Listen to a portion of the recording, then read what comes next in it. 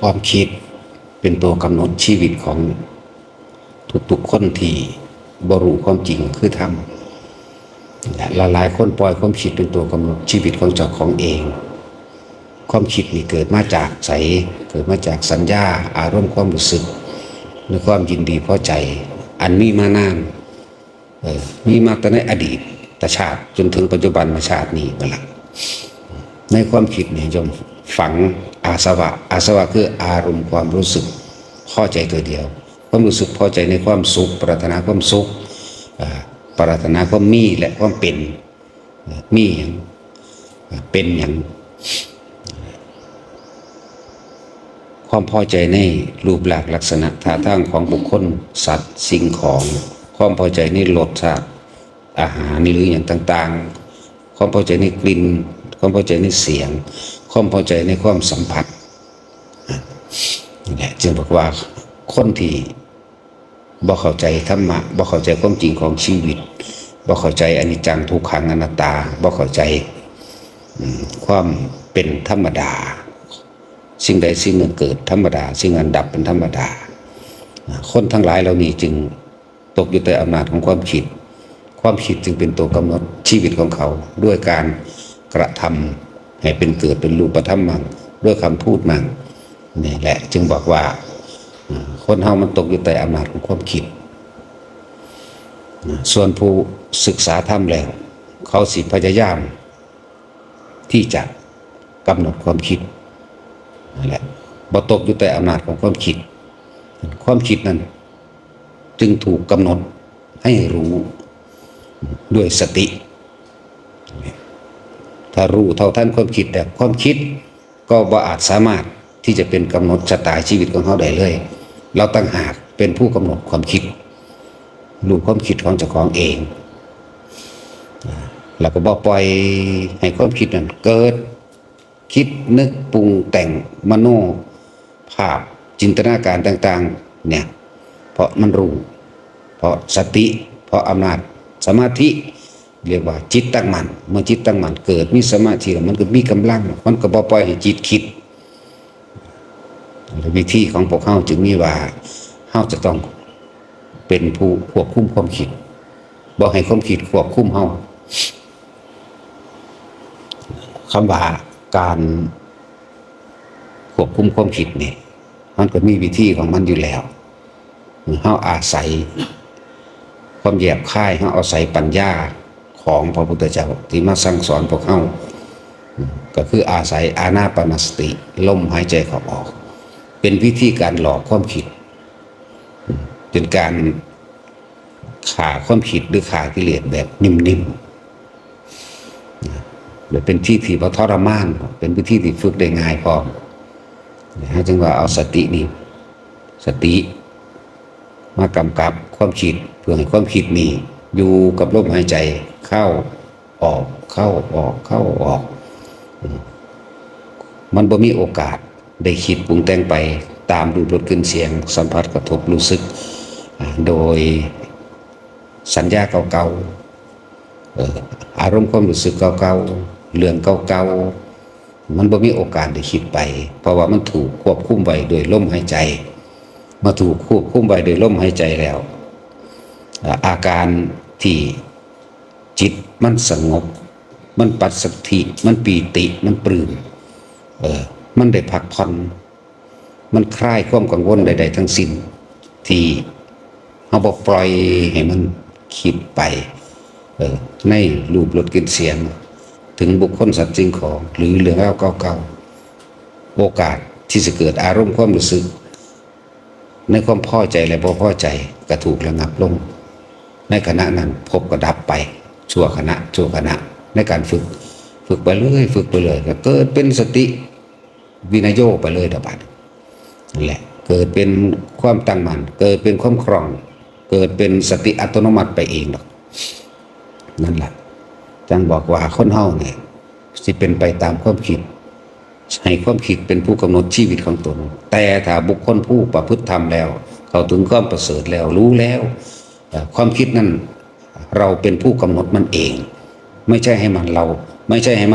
ปล่อยความคิดกำหนดเฮา เราต้องเป็นผู้กำหนดความคิดด้วยสติเนี่ยสติปัฏฐานสี่จึงเป็นหนทางอันเอกเอสามโควิสุทธิยาหนทางเอกหนทางแห่งความบริสุทธิ์หนทางมันเป็นหนึ่งเนี่ย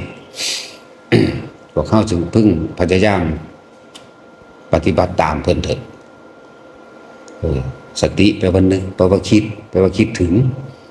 งลมหายใจเข้าออกเพื่อสิหลอกเพื่อสิล่วงเพื่อสิเป็นกุศโลบายในการไม่ปล่อยให้จิตคิด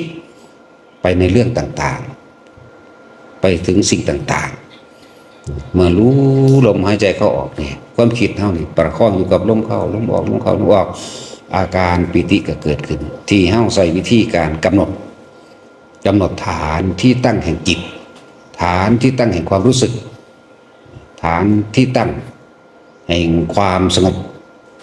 เลยเอาไว้ที่จุดอุณาโลมระหว่างกลางคิ้วหรือหน้าผากให้เกิดความรู้สึกในกายนิ่มๆนุ่มๆเย็นลุ่มลึกไปหนึบหน้าระหว่างกลางหน้าผากมั่งกลางคิ้วมั่งแล้วแต่หรือบางครั้งมันก็ไหลไปบนหัวมั่งนี่แหละเรียกว่ารู้สึกตัวทั่วพร้อมสตินึกสัพพัญญะรู้สึกตัวนึกถึงยังรู้สึกตัวในกายอันเป็นฐานที่ตั้งจิตคือเอาไว้ในฐานของมันคือกลางหน้าผากนี่เองทำเพียงเท่านี้เราสิสามารถที่จะกำหนดความคิดเท่าใดเลยเห็นความคิดรู้ความคิดไม่ไหลไปตามความคิดเพราะเขามีสติแล้วและสัพพัญญะรู้สึกตัวพร้อมเอาตัวกำหนดความรู้สึกตัวไว้ในกายเอาไว้ตรงกลางหน้าผากนี่แหละเรียกว่าสติสัมปชัญญะหรือฐานที่ตั้งแห่งจิตเมื่อทำให้บ่อยเมื่อทำให้มากก็คือเป็นจิตตั้งมั่นในความสงบเรียกว่าสมาธิถึงแม้จะเป็นชั่วขณะหรือขณะที่หรือขณะที่สงบก็ช่างในขณะนั้นมั่งแม้จะมีสิ่งที่มากกระทบกับทางภพพานบุคคลสัตว์สิ่งของและเรื่องราวต่างๆมากระทบเขากับว่านั่งออกมาคิดมันก็เกิดเป็นสมาธิเต็มภูมิหรืออัปปนาสมาธิเองสมาธิเต็มภูมิแล้วสบายมันตาจะเห็นหยังกระชังก็เลี้ยวไปเบิ่งคนผู้นั้นผู้นี้เขาเลี้ยวเบิ่งบ่ได้คิดได้นั่นเบิ่งไปซื่อพวกนั้นเลี้ยวไปบ่คิดหยังเด่นบ่ได้คิดหยังเป็นก็ว่าอันนี้ควรหรือไม่ควรซื่อได้จังบอกจริงที่ตากวาดสายตาไปเสียงที่เฮาได้ยินไปอันใดมันเป็นประโยชน์ก็บ่เป็นประโยชน์ควรหรือไม่ควรต่างหากได้เฮาจังเว้าเว้านี่เว้าโดยธรรมเว้าบ่มีเจตนาในเอาความแพ้หรือชนะบ่มีเจตนาในว่าผิดหรือถูกแต่ว่าควรหรือไม่ควรมีต่างหากเป็นประโยชน์หรือไม่เป็นประโยชน์นี่ต่างหากที่ตาเบิ่งไปหูฟังไปอันนั้นอันนี้มันสั่นแหละเรียกว่าสมาธิเต็มภูมิแล้วจิตมันตั้งมั่นอยู่แล้วมันก็วันไหวมันบ่วันไหวมันจะไม่หวั่นไหวอารมณ์เกิดบ่ได้เจตนาก็บ่มีนั่นแหละให้ทุกคนฝึกอย่าหนีออกจากฐานที่ตั้งแห่งจิตนั่นแหละอย่าให้ความคิดมาเป็นผู้กำหนดชะตาชีวิตของเราเฮาต้องกำหนดตัวเฮาเองเฮาต้องมีสติคนเฮาสิเป็นไปตามความคิดเห็นบ่เอาความคิดเนี่ยมาเป็นเทือนกำหนดชะตาชีวิตของเจ้าของเองเกิดจากหยังสัญญาที่บอกว่าความยึดมั่นถือมั่นอุปทานสี่ทิฏฐุปาทานเอาความเห็นของตนเองเป็นใหญ่นี่เป็นไงแสดงออกมาโดยทั้งกายและวาจาแล้วก็เกิดเป็นรูปธรรมใดโดยกายและวาจาจากอย่างสัญญาได้บ้างนี่เพราะมีสัญญาจึงมีความคิดเห็นของตัวเองเป็นใหญ่เพราะมีสัญญาจึงมีอย่างศีลพุทโธปาทานสัญญาตัวนี้มาจากไสจากสิ่งที่ได้ยินได้ฟังได้รู้ได้เห็นได้เคยกระทำจดจำมานี่ศีลพุทโธปาทานกามุปาทานความพอใจในรูปในรสในกลิ่นในเสียงของตนทิฏฐุปาทานความเห็นนี่เกิดกลายเป็นอัตตาเกิดกลายเป็นตัวตนเกิดกลายเป็นความรู้สึกที่พอใจมั่งไม่พอใจมั่งนี่เรียกว่าอัตตะคือตัวตนแท้ๆคือความรู้สึกคือตัวใจเลยก็ว่าวาทุปาทานนี่แสดงความเป็นตัวตนออกมาด้วยการกระทำและคำพูดถึงเรียกว่าอัตตวาทุปาทานอุปทานทั้งสี่ตัวเดียวกันคือความรู้สึกเดียวกันนั่นแหละถ้าเฮาระงับดับความคิดได้หยุดความคิดได้ กำหนดความคิดได้แล้วความคิดนั้นไม่อาจสามารถทำลายเราได้บ่ทำลายเราเฮาได้อีกเลยจึงบอกให้ทุกคนนั่นนะให้เป็นผู้มีสติและสัพพัญญะบางคนที่ฝึกไม่อยู่แล้วลมหายใจกับจุดอุณาโลมนิ่มๆนวลๆระหว่างกลางคิ้วอย่าหนีจากนี้คนที่ค่อยๆชินไปเรื่อยชำนาญไปเรื่อยบ่มีลมหายใจหมายถึงว่าบ่ต้องนึกถึงลมหายใจก็ได้แต่ว่าไม่นึกถึงสิ่งใดเลยอุณาโลมก็เกิดเองปิติก็เกิดเองเพราะมันระงับดับความคิดนั้นว่าอาจสามารถทำงานได้เพราะการฝึกเฮาขอให้ทุกคนชำนาญในเบื้องต้นยืนเดินนอนนั่งยืนก็รู้ลมกับอุณาโลมได้เดินก็ได้นอนก็ได้นั่งอยู่ก็ได้หรือทำการใดๆก็ได้แหละแล้วต่อไปจากนั้นเฮาสิเป็นผู้มีสติรู้ขึ้นมาเองดอกบ่ต้องนึกถึงลมแต่ว่าความรู้สึกนิ่มนวลกลางหน้าผากอยู่ในกายเฮาเกิดได้นั่นแหละกายเวทนาจิตเวทนากายรวมกันเป็นหนึ่งเราจะเห็นธรรมคือสิ่งทั้งหลายทั้งปวงเห็นอย่างแน่ล่ะเห็นทุกข์เพราะเข้าไปยึดก็ไม่ทุกข์เห็นสาเหตุแห่งทุกข์เพราะไม่แสวงหาเพราะมีความปรารถนามีความอยากได้เองแล้วเพราะรู้ทันความคิดแล้วเห็นสมุทัยดับทันทีนิโรธทันทีเห็นมั้ยส่วนคำว่ามรรคมีองค์8นั่นแหละสิ่งนี้ควรสิ่งนี้ไม่ควรสำหรับผู้เพิ่นดับจากวันผู้พันดับกระทำความเห็นให้ตรงตามความเป็นจริงสะก่อนและทุกสมุทัยนิโรธมรรคเฮาก็รู้มันล่ะทุกอย่างสิรวบลงพุ่นได้บัดเวลาอีหยังเกิดขึ้นก็ช่างอนิจจังอนัตตาจบอยู่ตรงนี้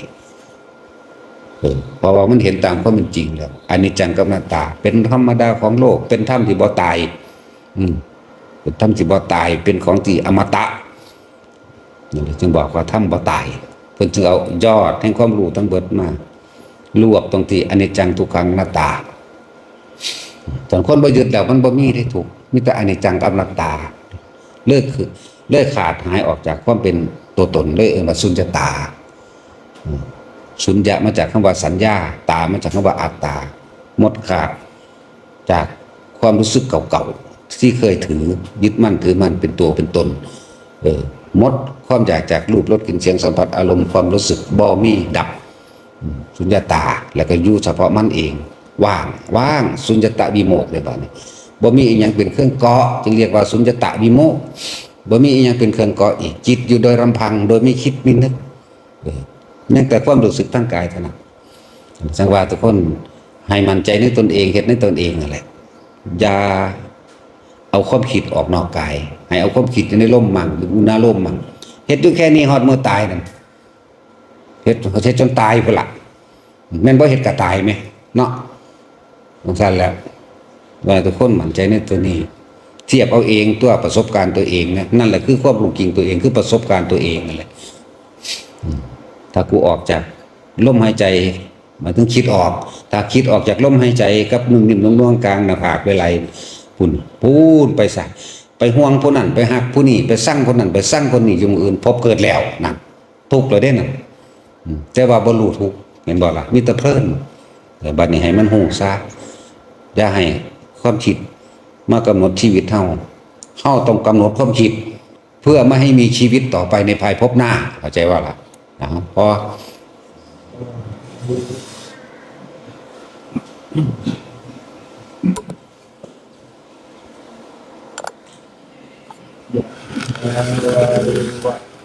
ปุราปะทิปุเรนติสัพพะลังเอวะเมวะอิโตทินังเป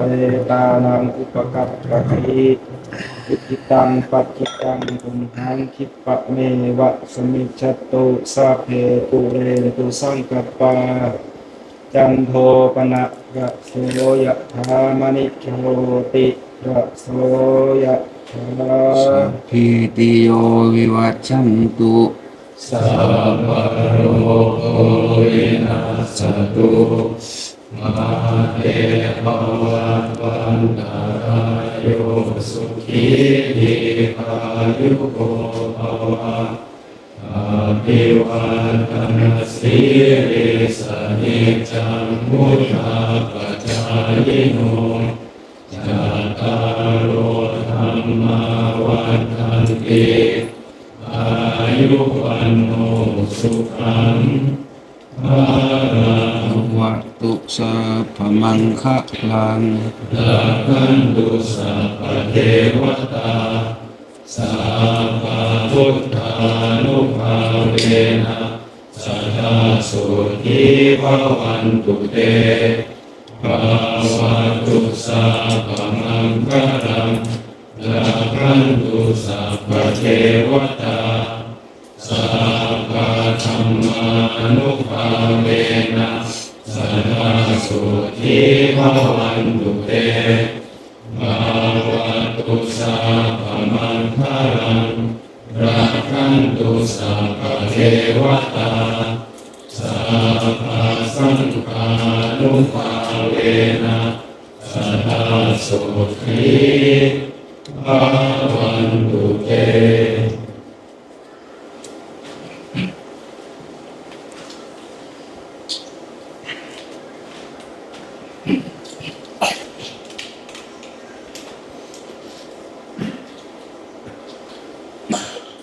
อะระหังสัมมาสัมพุทโธภะคะวะโตอะระหะภะคะวะตาปฏิวาติโตอะระหะโตภะคะวะตาธัมโมธัมมังนัมัสสามิอุปาทิตังนะโมภะคะวะโตสาวกสังโฆสังฆังนะมามิ นะนะเถโตทานังนะนะโตโพธิยานะโมวิมุตตานังนะโมวิมุตติยานะโมสัพพัญญุตยานะ